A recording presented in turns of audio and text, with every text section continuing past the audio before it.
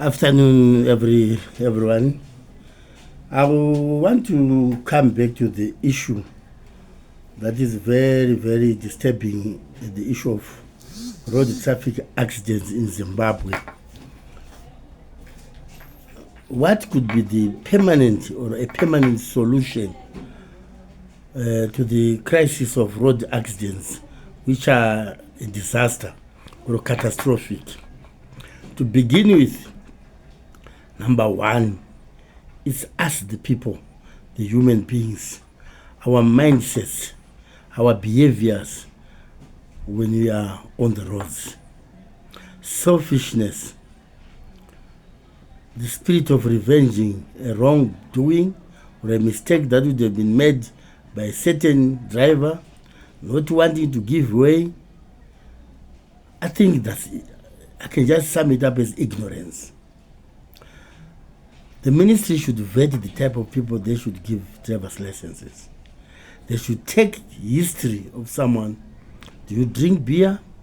Do you take drugs? Do you smoke? Those people must be exempted from driving.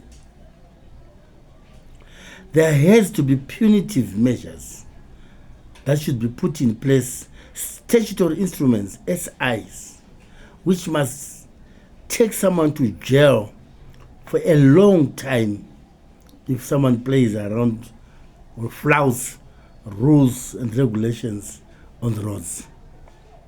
Number two, we need a supportive infrastructure, roads which do have barricades.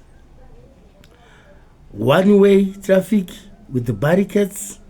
If anything goes wrong, the car will not go out of the road. It will just be along the road.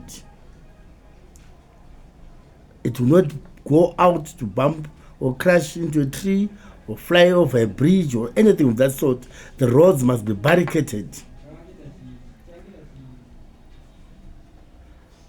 It means we need to invest more into our roads.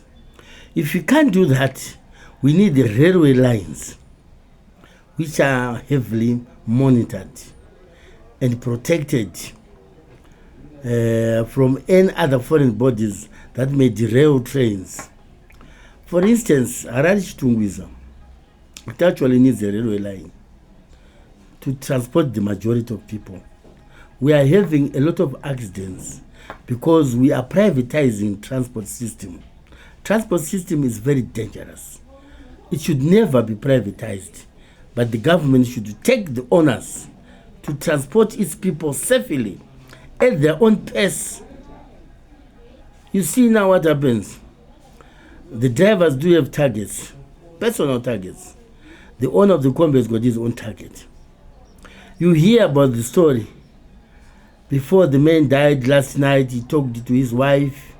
I'm not offending, but this is real life situations that you need to learn. As much as we sympathize with the young family and young brother of us who left us, he was telling his wife that he needs to give her some money come month end so that she can start her own projects because his job was not reliable.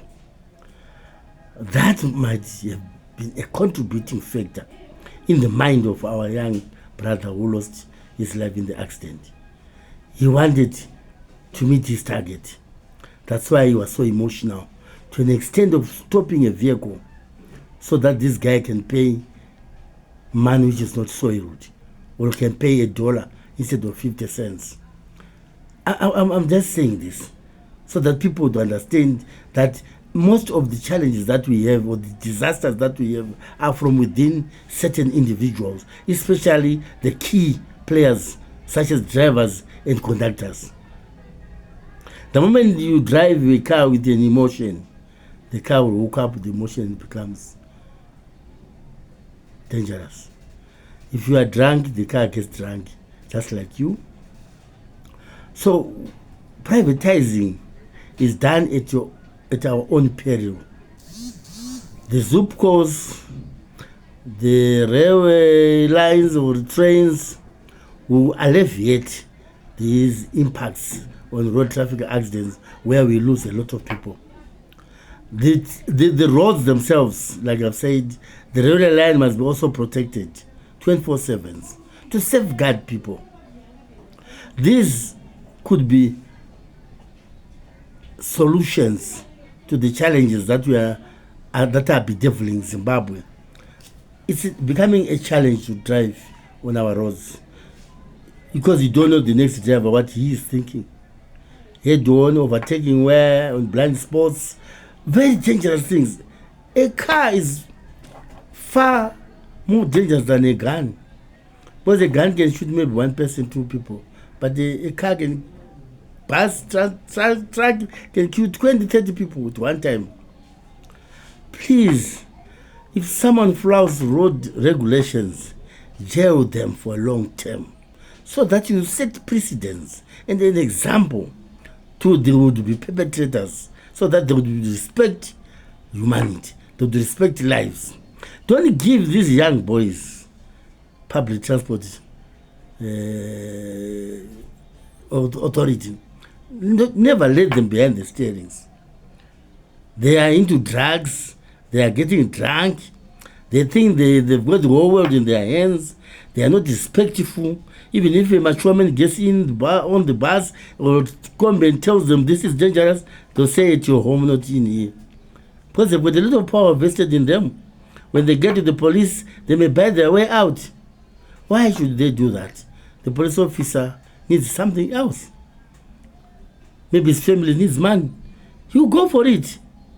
What measures should be put in place to curb such things? Because the law itself is being bypassed by someone who's paying money. This is what is happening.